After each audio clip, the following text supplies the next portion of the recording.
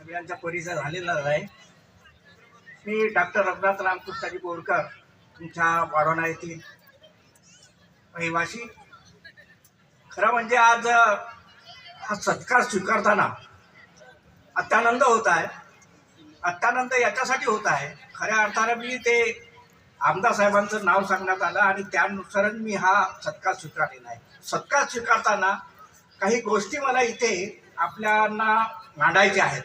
खऱ्या अर्थानं आमदार साहेब असते तर ते अधिक उपयुक्त झाले असते.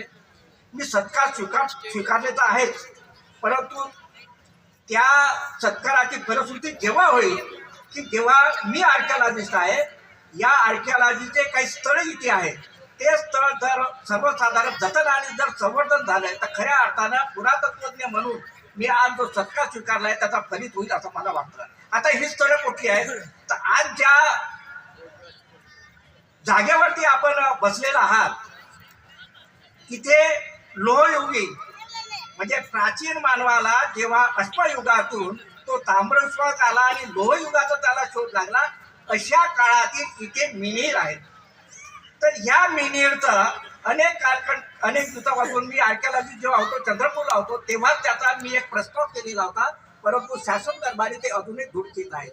तर मी या मंचाच्या अनेक अध्यक्ष महोदय आहेत, तर ही माझी जी भावना आहे तर ते आमदार साहेबांपर्यंत पोहोचवाल अशी मी विनंती करतो. आणि इथील जे मिनीर आहेत त्याचं जतन आणि संवर्धन व्हावं अशी माझी विनंती आहे. आता हे जतन आणि संवर्धन का व्हावं, कारण एक तर लोहयुगातील संस्कृती आपण वारसा जतनाच्या संदर्भामध्ये बऱ्याच गोष्टी मागतो, परंतु आपल्या घराजवळ असलेला वारसा आपण जपत नाही आहेत.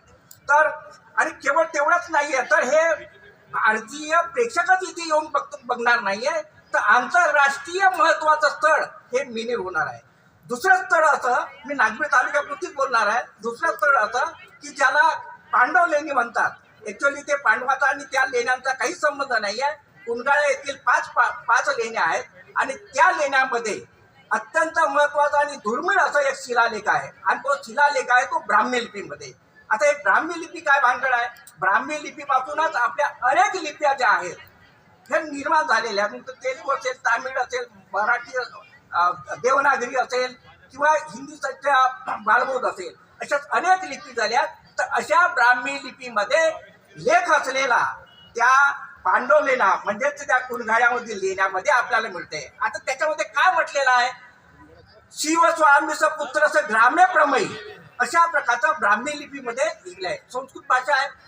याचा अर्थच असा आहे की शिवस्वामीचा पुत्रस, शिवस्वामीचा मुलगा, पुत्रस ग्राम्य प्रमयी, प्रमयी म्हणजे पवनी येथे राहणारा हा शिवस्वामीचा मुलगा. आश्चर्य बघा, एक गोष्ट लक्षात घ्या. आता लगेच आपण आपल्या वडिलांना विसरतो आणि स्वतःचं नाव लिहितो, परंतु इथे वडिलांचं नाव पुढे केलं आहे, स्वतःचं नाव गुपित ठेवलेलं आहे. अशा प्रकारचा हा महामानव शिवस्वामीचा पुत्र हा पवनीला राहणारा आणि पवनीला राहणारा व्यक्तित्व दान देतो.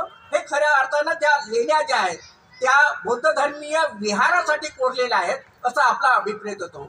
तर अशा प्रकारचे हा दोन महत्वाचे स्थळ आहेत. हे जे आर्किओलॉजिस्ट म्हणून, हे जे इतिहासाचा अभ्यासक म्हणून मला विनंती आहे की बंटी भाऊ जर आले असते तर त्यांना मी गळ घातलेली असती, परंतु ते जरी नसले तरीपर्यंत ह्या माझ्या ज्या भावना आहेत, धतपुरे साहेब आहेत तिथे, धतपुरे साहेब ह्या माझ्या भावना त्यांच्यापर्यंत पोहोचवतील अशी मी त्यांना विनंती करतो आणि माझ्या 2 शब्दाला विराम करतो. धन्यवाद.